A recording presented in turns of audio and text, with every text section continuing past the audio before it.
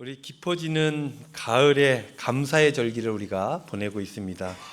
지난 주일에는 추수감사 주일이었잖아요. 추수감사 예배를 드렸습니다. 그리고 오후에는 추수감사제 찬양이 있었습니다. 이 귀한 감사주일에 어떤 사람은 감사의 예배를 준비하고, 어떤 사람은 감사의 식사를, 어떤 사람은 또 감사의 떡을 준비하고, 어떤 사람은 감사의 찬양을 준비하고, 어떤 사람은 또 감사의 예물을 준비하고, 그리하여서 우리가 총체적인 감사로 하나님 앞에 나아갔던 그 주일을 보내었던 것이죠. 은혜로운 시간들로 채워주신 우리 모든 성도님들에게 감사의 말씀을 드립니다. 찬양제 참 은혜롭고 좋습니다. 어떤 사람은 몸빼 바지 입고 나오고, 어떤 사람은 또 곱게 한복을 차려입고 나오고, 어떤 사람은 몸 바쳐. 제일 제가 주목했던 게 우리 양주분 권사님 독창. 비록 상은 받지 못하였으나 여러분들 독창해 주시기 바랍니다. 인원수 조정을 좀 할까 싶습니다. 독창도 상을 받을 수 있도록.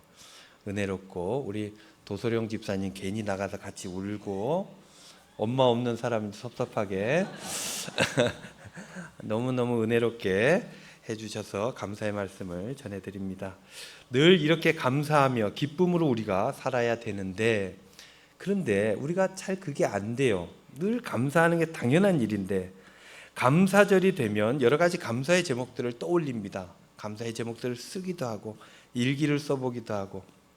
우리 교회 학교 아이들도 감사절이 되면 감사의 제목들 하나하나 쓰는 거 아십니까?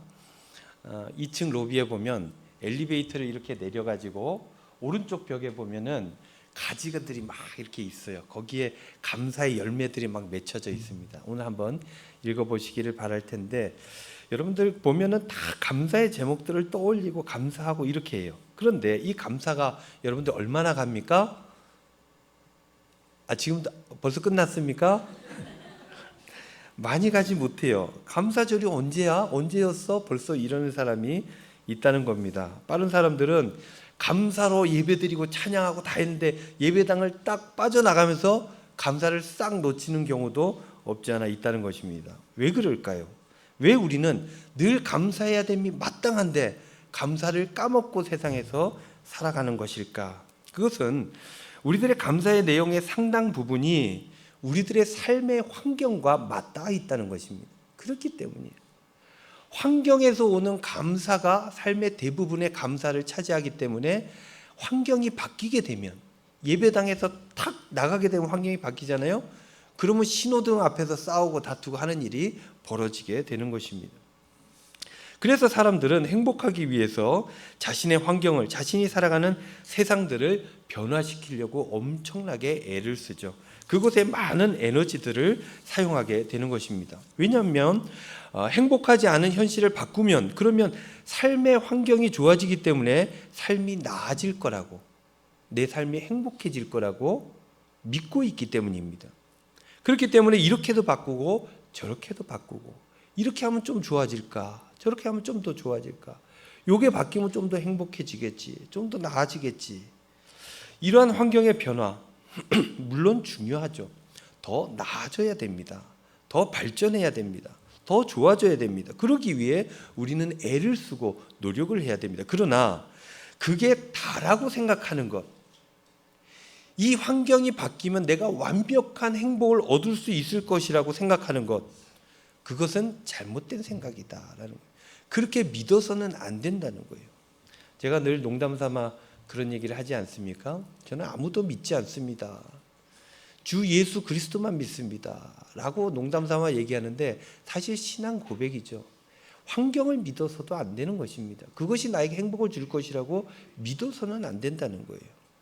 인류의 역사를 보면 더 나은 삶, 더 나은 행복을 위해서 끊임없이 변화시켜 왔습니다. 그 역사가 시작한 이래로 지금까지 계속 그 환경을 계속 변화시킨다는 거예요. 그러나 인류의 그 어떤 인간도 완벽한 세상에 살지 못한다는 거예요. 그거는 확실한 증거 아닙니까? 환경의 변화를 통해서 완벽한 세상이 오지 않는다는 증거입니다. 그러고 보면 뭔가를 바꾸면 더 행복해질 거라고 생각하는 그 생각, 그 믿음, 그것은 허상이다 있다라는 것들을 알 수 있게 되는 것입니다. 그러한 믿음을 가지고 살아가는 것은 환경의 노예로 살아가는 거예요. 환경의 노예. 이 환경이 나쁘면 나는 못된 그 나쁜 안 좋은 인간으로 살아가는 것이고, 환경이 좋으면 더 나은 더 멋진 인생을 살아간다고 믿는 거예요. 그거는 환경의 노예로 살아가는 것이다. 하나님께서 이 땅에 인간을 보내실 때, 사람을 보내실 때, 우리를 보내실 때 더 큰 가치를 그 안에 넣어주셨는데 그거 다 잃어버리고 겨우 환경에 기대어서 살아가는 노예와 같은 삶을 살아가게 되는 것이다 라는 것이죠. 여러분, 물론 환경이 전혀 중요하지 않다는 게 아닙니다. 우리는 삶의 환경들, 현장에서 조금이라도 더 좋은 세상을 위해서 투쟁해야 됩니다. 싸워야 돼요. 어려운 이들을 위해서 긍정적인 변화를 추구해야 됩니다. 공정하고 정의로운 세상을 꿈꾸면서 최선의 노력을 다해야 되는 거예요. 연약하면 강건해지기 위해서 노력해야 되고, 아프면 낫기 위해서 애써야 되고, 경제적으로 어려우면 더 많은 것들을 얻기 위해서 노력을 해야 된다라는 것입니다. 그러나 이러한 물질적인 변화로 인해서 참된 행복에 다다를 수 없다는 사실도 잊어서는 안 된다는 것입니다. 그래서 오늘 말씀은 우리에게 더욱더 본질로 다가서게 하는 귀한 말씀이 되어지는 것입니다. 사도 바울이 뭐라고 얘기합니까? 12절 말씀. 나는 비천에 처할 줄도 알고 풍부에 처할 줄도 알아 모든 일 곧 배부름과 배고픔과 풍부와 궁핍에도 처할 줄 아는 일체의 비결을 배웠노라 라고 얘기하고 있습니다. 이렇게 말하면서 바울은 환경의 변화에 따라 행복이 결정되어지는 것, 그것 아니다 라고 얘기하고 있는 거예요. 빌립보서 옥중서신 아닙니까? 바울은 갇혀 있어요. 그럼에도 불구하고 이걸 모든 것들을 감당할 만한 일체의 비결들을 내가 배웠고 그것을 알고 있다는 거예요. 그것이 환경의 변화와 상관없이 내 마음에 기쁨을 만들어내는 하나의 중요한 요인이 되고 있다라고 일러주고 고백하고 있는 것입니다. 어떻게 보면 현재 우리들에게 너무 비현실적이고 너무나 이상적인 말씀이다라고 느껴지겠지만, 본문은, 성경은 우리에게 그렇게 증언하고 있다는 거예요. 우리 대부분의 생각에는 비천, 배고픔, 궁핍 이런 것들이 어떻게 느껴집니까? 우리를 불행하게 만드는 환경이라고 여겨져요. 그렇게 생각합니다. 그렇게 그 환경은 변화시켜 나가야 될 환경이라고 그렇게 생각하는 것이죠. 반대로 배부름, 풍부 이런 것들은 뭡니까? 우리를 행복하게 하는 요인이라고 생각하고 그 환경을 지켜야 될 환경이다라고 여겨지는 것입니다. 그러나 이 두 가지는 서로 상충된 것으로 여겨지는데, 오늘 본문 말씀을 보면 이것을 서로 따로 떨어뜨려 놓고 있지 않다는 거예요. 바울은 좀 더 다르게 보고 있어요. 나는 비천에 처할 줄도 알고 풍부에 처할 줄도 알아. 비천, 풍부 이것을 지금 같은 선상에 놓고 바울은 보고 있는 거예요. 그 뒤에 말씀에도 보면 뭘 같이 놓습니까? 배부름, 배고픔을 같이 이야기하고 있어요. 여러분, 배부름하고 배고픔은 엄청난 차이입니다. 그러나 바울은 무엇을 얘기하려고 하는 것인지 배부름과 배고픔이라고 하는 이 환경적 요소를 같은 선상에 놓고 이야기한다는 거예요. 그것뿐이 아닙니다. 풍부 그리고 궁핍 전혀 다른 단어 아닙니까? 전혀 다른 환경이에요. 그럼에도 불구하고 이 두 가지를 같이 놓고 얘기하고 있다는 거예요. 배부름, 배고픔, 풍부, 궁핍 어떤 환경이든지 그 환경보다 더 중요한 것이 있음을 이야기하고자 하는 것입니다. 10절 말씀. 내가 주 안에서 크게 기뻐함은 너희가 나를 생각하는 것이 이제 다시 싹이 남이니 너희가 또한 이를 위하여 생각은 하였으나 기회가 없었느니라 그랬어요. 바울은 많이 배운 사람입니다. 굉장히 그때 당시 최고의 학벌을 가진 사람 아닙니까? 기득권을 가진 사람이었어요. 로마 시민권자였고 아무도 유대 사회에서 그를 함부로 대할 수가 없었습니다. 근데 그는 그것을 누리면서 경고하기 위해서 굉장히 열심히 했던 사람이에요. 바리새인으로서, 율법주의자로서, 유대의 기득권을 지키기 위해서 몸바쳐 살았던 사람입니다. 그러나 어느 순간 그의 삶이 변했어요. 그 환경과 상관없이 바울은 기뻐하는 삶, 그 속에 흘러나오는 기쁨, 그것을 보여주는 삶을 살아가게 되었다는 거예요. 내가 주 안에서 크게 기뻐함은, 그전에는 모든 것들을 가졌으나 이 기쁨이 없었어요. 그러나 지금은 그 모든 것들과 상관없는 삶을 살아가나 그 안에는 기쁨이 있다는 거예요. 갇혀 있으면서도 내가 주 안에서 크게 기뻐함은, 이 기쁨을 고백하고 있는 거예요. 환경이 행복의 근원이라면 절대로 할 수 없는 말을 바울은 지금 하고 있다는 것입니다. 갇혀 있는데 바울은 기뻐하였다는 거예요. 그것도 크게 기뻐하고 있다라고 고백하고 있습니다. 바울의 이 삶과 고백을 보면 분명 이 환경과 기쁨이라고 하는 것, 이것은 행복과 별개의 것이다 라고 느낄 만한 그런 말씀을 우리에게 주고 있다는 것입니다. 사도 바울은 오늘 본문 말씀을 통해서 이렇게 말하고 있어요. 행복은 비천하거나 풍부한 환경에 있는 것이 아니라 궁극적으로 자기 속에 있는 것이다. 그것으로 인해 행복감을 느끼게 되는 것이다 라고 이야기하고 있어요. 사도 바울은 이런 사람은 환경과 상관없이, 관계없이 자족할 수 있다라고 얘기하고 있어요. 이 안에 엄청난 것을 가진 사람, 이 사람들은 환경을 탓하지 않아요. 그것 가지고 막 슬퍼하고 힘들어하고 어려워하지 않아요. 그것을 넉넉히 이길 만한 무엇이 이 안에 있는 사람, 이런 사람들은 어떻게 해요? 어떤 삶의 자리에서든지 감당할 수 있게 되고 크게 기뻐하며 살아갈 수 있게 된다라는 것입니다. 바울은요, 빌립보서 1장 저 앞으로 가보면 이런 얘기를 한 적이 있습니다.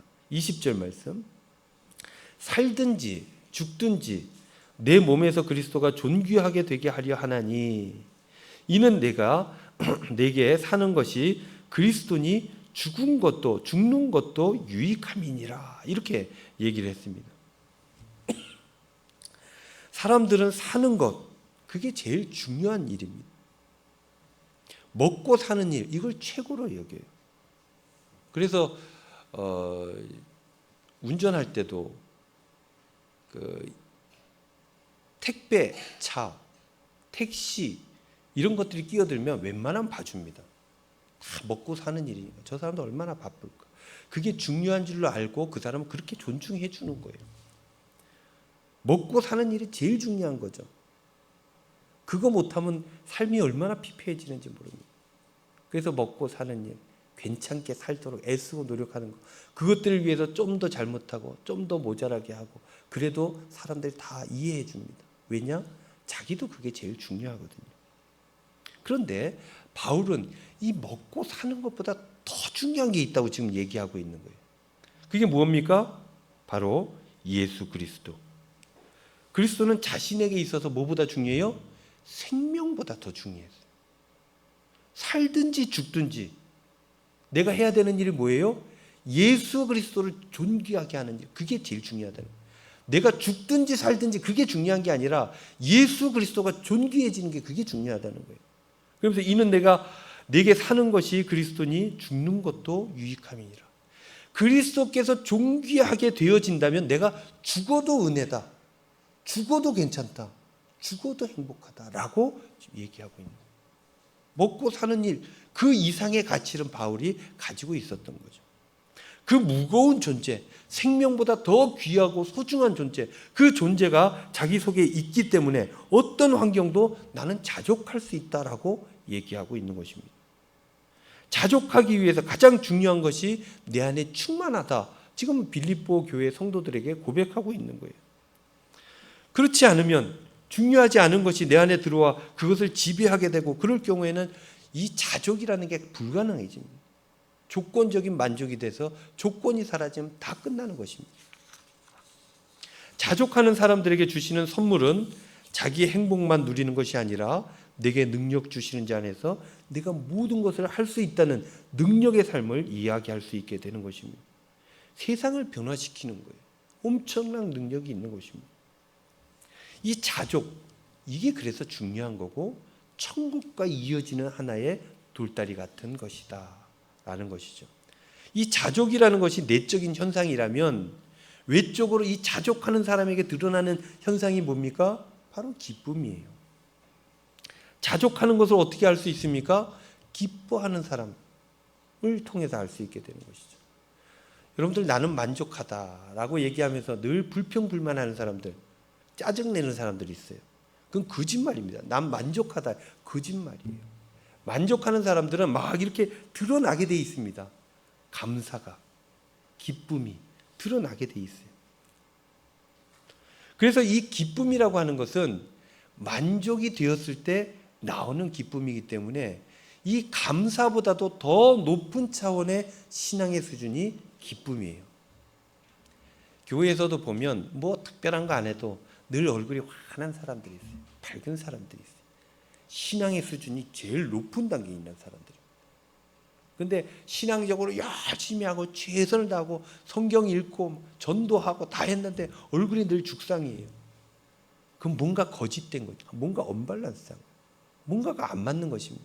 자기 힘으로 지금 하고 있는 거예요. 그러나 내 안에 주님 계세요. 주님의 은혜가 있어요. 감사해요. 그러면 뭘 해도 주님께 영광이 되는 것이고 나는 힘들지 않아요. 그러니 늘 감사가 있게 되고 만족이 있게 되고 하나님께 영광이 되게 되고 기쁨이 이 샘솟듯 나타나게 되는 것입니다. 그래서 바울이 이렇게 얘기하지 않습니까? 갇혀 있음에도 불구하고 내가 크게 기뻐함은 그냥 기뻐하는 것도 아니에요. 크게 기뻐한다 그랬습니다. 이러한 감사, 기쁨 뭘로 출발합니까? 생명을 주신 주님으로부터 출발한다. 주님이 내 안에 있어요. 그러면 어때요? 감사하죠. 왜? 그분이 날 살렸으니까. 날 위해 그분이 죽으셨으니까. 누가 날 대신해서 죽습니까? 누가 날 대신해서 그 일을 감당합니까? 누가 내 죄를 덮어줍니까? 사람이 못하잖아요. 그분이 하시는 거예요. 근데 그분이 어디 있어요? 내 안에 가득 차 있어요. 그러면 감사가 자연스럽게 나오는 거예요. 늘 불평불만하는 게 아니라 뭘 해도 감사, 이래도 감사, 저래도 감사. 그 감사가 쌓이고 쌓이면 기쁨으로 드러나게 되어진다라는 것입니다. 기독인들에게 이것을 깨닫는 것은 굉장히 중요합니다. 이것으로 삶을 살아가는 사람들, 그런 사람들을 우리는 신앙생활하는 사람이다라고 얘기하죠. 이러한 삶에는 감사가 있을 수밖에 없죠. 왜냐? 은혜 받았기 때문에. 감사는 자족함을 만들어내고 이 자족은 기쁨을 만들고 이러한 기쁨은 엄청난 에너지를 만들어냅니다. 그런 사람들은 승리하게 되고 이겨내게 되는 것입니다. 아파도 이겨내게 되고 어려워도 그 다음을 생각하게 되고 힘들어도 누구를 도울 수 있는 능력이 생기게 되어진다라는 것입니다. 그래서 바울 어떻습니까? 바울은 끝내 승리했어요. 여러분들 유럽에서 유럽을 바꾼 10인 그 중에 제일 앞부분에 바울이 있다는 거 여러분들 아십니까? 바울이 유럽을 바꾼 거예요. 바울이 이 소아시아에서 유럽으로 넘어가는 그 시절, 그때부터 유럽이 바뀌게 되었다라고 그들은 생각하는 거예요. 엄청난 인물이 됩니다. 그럼에도 불구하고 뭐라고 얘기해요? 그 고난 속에서도 힘든 역경 속에서도 내가 크게 기뻐한다라고 이야기하고 그 기쁨을 말하고 권하는 것이 바로 빌립보서 말씀인 것입니다. 사랑하는 성도 여러분, 여러분들도 이러한 삶을 살아가실 수 있기를 우리 주님의 이름으로 축원드립니다. 이 안에 대단한 게 있어야 돼요. 예수 그리스도, 그 심장이 여기에서 뛰고 있어야 됩니다. 그러면 감당하고 이겨내고 능력의 삶을 살아가게 되는 것입니다. 한 주간도 여러분들 주님과 함께 동행하여 승리하고 기뻐하고 자족하는 놀라운 역사가 저와 여러분들에게 있기를 우리 주님의 이름으로 축원드립니다.